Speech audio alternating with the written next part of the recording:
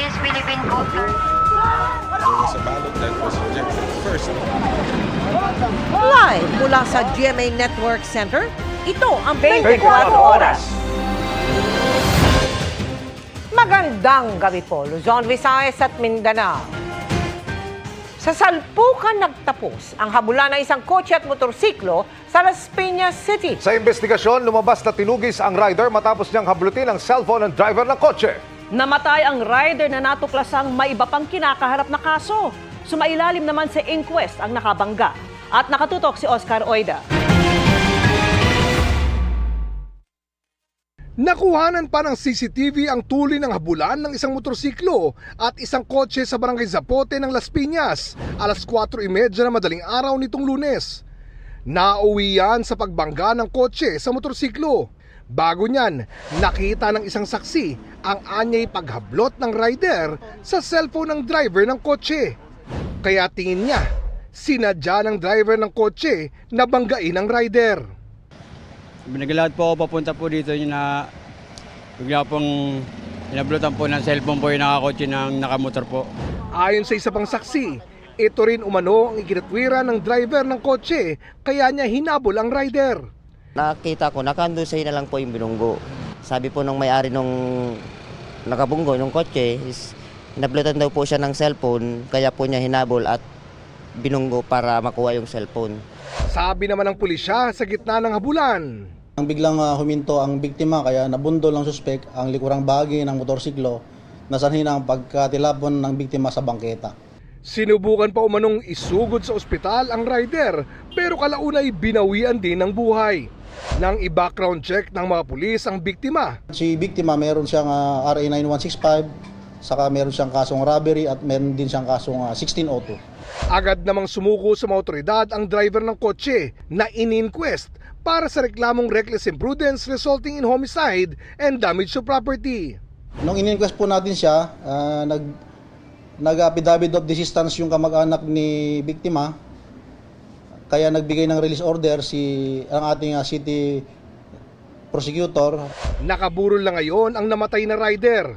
Tumangging magpaunlak ng panayam ang kanyang pamilya nang subukan naming hingan ng pahayag. Para sa GMA Integrated News, Oscar Oida, nakatutok, 24 Oras. Nahuli din ang suntukan naman ng isang rider at isang taxi driver sa Cebu dahil sa umano'y git-gitan sa kalsada. Nakatutok si Femari Dumabok ng GMA Regional TV. Takaw pansin ang sapakang ito ng isang nakapula at isang nakaasul sa Talisay City, Cebu nitong Lunes.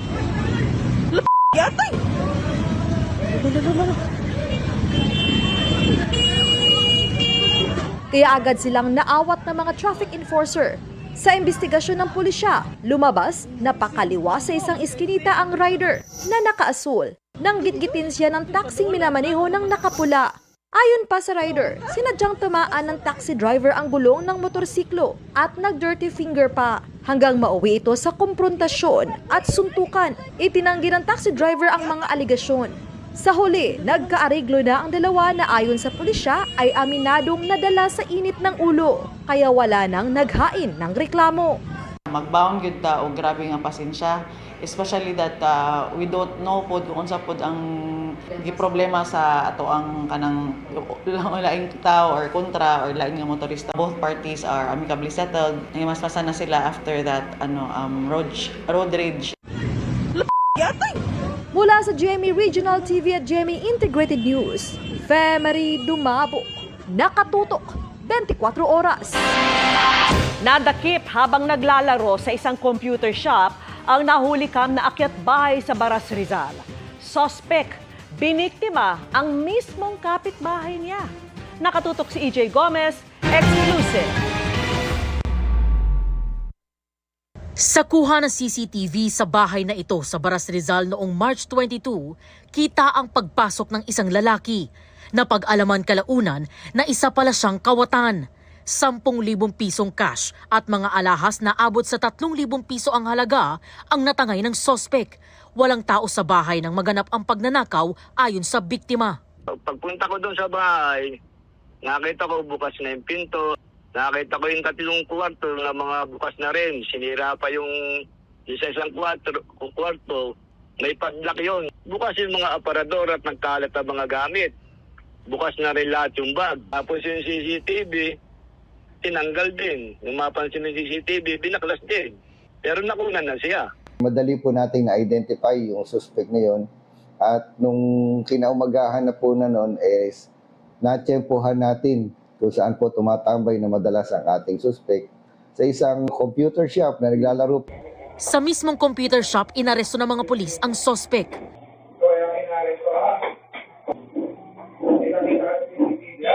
Hindi na na-recover sa sospek ang perang ninakaw dahil nagamit na raw niya sa sugal. Ang mga alahas, itinuro ng sospek kung saan niya itinago. Ito po sir. Ito? Opo sir. Nang buklatin ang bimpong ipinambalot, Yun. Positive. sa investigasyon ng pulisya, kapitbahay ng biktima ang sospek. Madami na reklamo sa batang yan. Maraming nakinasangkutan yan. May mga grupo-grupo rin po sila ng mga kabataan na yan po ang ginano nila. Minsan po tindahan. Pero mga naaresto na rin po natin yun at naipakulong na yung ibang mga kasamahan niya. Ang 23 anyos na sospek, dati na rin daw nakulong dahil sa droga noong 2020. Dala lang po ng pangangailangan ma'am, kaya walang po nagawain. Sasampahan ng reklamong robbery ang sospek na nakadetain sa Baras Police Custodial Facility. Para sa GMA Integrated News, EJ Gomez, nakatutok, 24 oras.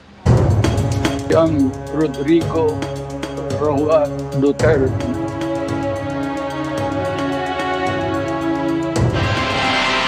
Iginiit ni Vice President Sara Duterte na walang hinihingi ang kanilang kampo mula sa Malacanang. Iyan ay kahit pa sa Pilipinas, gustong bumalik ni dating Pangulong Rodrigo Duterte at kahit kailangang makipagtulungan ng estadong tatanggap sa kanya kung mapagbigyan ang gusto nilang interim release. Mula sa The Hague, Netherlands, nakatutok si Mariz Umali. Mariz. Emil, giniit nga ng kampo ni dating Pangulong Rodrigo Duterte na sa Pilipinas pa rin nila hihilingin na pansamantalang mapalaya ang dating Pangulo oras na magpetisyon na sila para sa interim release. Kaugnay ng hihinging interim release para kay dating Pangulong Rodrigo Duterte, sinabi ni Vice President Sara Duterte na sa Pilipinas pa rin nila hihinging maibalik ang dating Pangulo. I fear for his life in the Philippines, but we follow what the client wants, what President Duterte wants, and he wants to go home. Sinabi na dati ng International Criminal Court na kung papayagan nitong makabalik sa Pilipinas, kailangan tanggapin ng gobyerno ang mga kondisyong kaakibat nito. Pero sinabi na rin ng Malacanang na hindi ito makikipagtulungan sa ICC. Wala naman po kami hinihingi sa palace. We did not ask for the palace for anything. Well, that is something that they have to think about. Kwento ng bise matapos bisitahin ng ama kahapon sa ICC Detention Center, iba na raw ang pag-uusap nila ngayon matapos ang pakiusap ni dating Pangulong Duterte sa mga taga-suporta na huwag makialam sa kasong kinakaharap sa International Criminal Court. We have a relationship now, a father-daughter relationship, since we cannot discuss anything legal anymore because it is understood inside that only the lawyers can discuss legal matters with the former president. So we only discuss about the family, and this has been one of the longest meetings I have had with the former president, and now I have this every day with him, talking about life, talking about family, and for that I feel like I am blessed. Yeah. Sad lang that it has to happen inside the ICC, inside the detention. Para rito, nagpapasalamat si Vice President Duterte kay Pangulong Bongbong Marcos. This really is ironic, but I have to thank Bongbong Marcos because there was forgiveness between me and PRD for all that has happened in our lives. Emil, umaasa pa rin ang Vice Presidente na mabubuo na ang defense team bago siya umuwi pabalik sa Pilipinas. At yan ang pinakasariang balita mula pa rin dito sa The Hague, Netherlands. Balik sa iyo, Emil. Maraming salamat, Mariz Umali. magkahiwalay na sumiklab ang sunog sa isang bahay sa Pangasinan at isang paaralan sa Ilocos Norte. Isang maginang patay matapos matrap. Nakatuto si CJ Torida ng GMA Regional TV. Mabilis na natupok ang mga bahay na gawa sa light materials sa Zone 4, Barangay Carmen West, Rosales, Pangasinan kahapon. Tinatayang nasa 2.5 million pesos ang pinsala sa sunog nang matupok ang isang bahay at nadamay pa ang 4 na struktura. 2 ang namatay sa insidente, isang ina at menor de edad niyang anak na babae. Nakalabas na po yung ina dahil nagpanik, nakalimutan niya yung anak niya, binalikan niya. Dahil sa panik niya, nakita niya siguro masyado ng malakas yung apoy at saka yung exit nila kasi sir is galing doon banda yung apoy, so natrap sila sir. Nasugatan din ang isa pang matandang lalaki nang tangkain niyang iligtas ang 2 biktima. Inaalam pa ng BFP ang sanhi ng sunog na tumagal ng mahigit 2 oras. Nagkasunog din sa isang paaralan sa Lawag City. Naglabasan ang ilang estudyante dahil sa pagsiklab ng sunog sa school theater. Ayon sa janitor ng paaralan, may gamit naman daw na fire extinguisher pero di na kaya sa lakas ng apoy. Inaalam pa ng BFP ang sanhi ng sunog pero isa sa tinitingnan ang pagwi-welding sa loob ng theater. Mula sa GMA Regional TV at GMA Integrated News, CJ Torida, nakatutok 24 oras. Happy midweek, chika mga kapuso! Umabot all the way sa Zamboanga City ang charm ng mga batang Riles na nagperform para sa mga kapuso sa isang mall show roon. At hanggang online, pinusuan ang cute dance moves nila sa bagong TikTok dance trend. Makichika kay Lars Santiago. Sa paghulma pa lang ng pita na sinamahan ng beef, sibuyas, pipino at iba pang pampalasa. Heaven na ito para sa shawarma lovers. Pero sa Zamboanga City, binigyan ito ng kakaibang twist dahil may patatas. Hindi yan pinalampas ng cast ng mga batang Riles na sina Miguel Tan Felix, Kokoy De Santos, Bruce Rowland, Rahil Biria at Anton Vinson.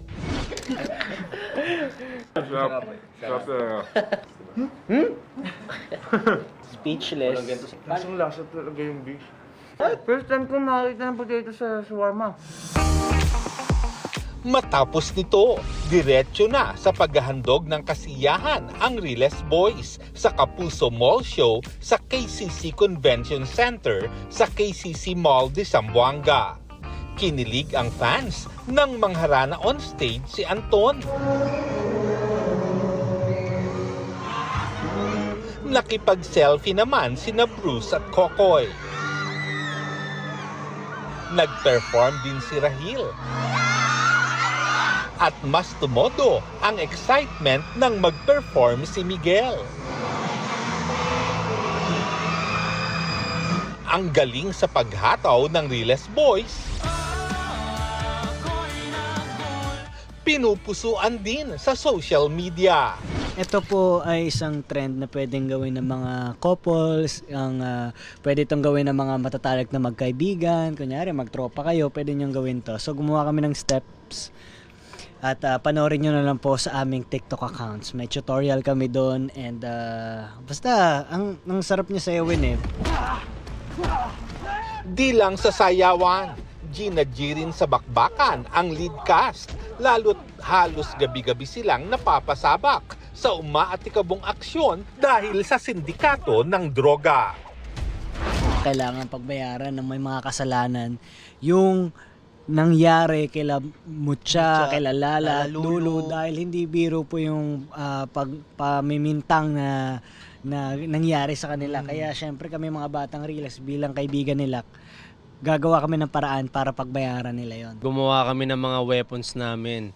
Kami mga batang Riles kasi syempre kailangan din ng tulong minsan kasi yung mga kalaban namin may mga baril eh. Nagpapasalamat ako kay Kulot dahil ginawa niya pa rin ako ng weapon kahit alam niyang pilay ako. Sana sa saklay niya na lang nilagay yung mga bato-bato. Lars Santiago, updated sa showbiz happening.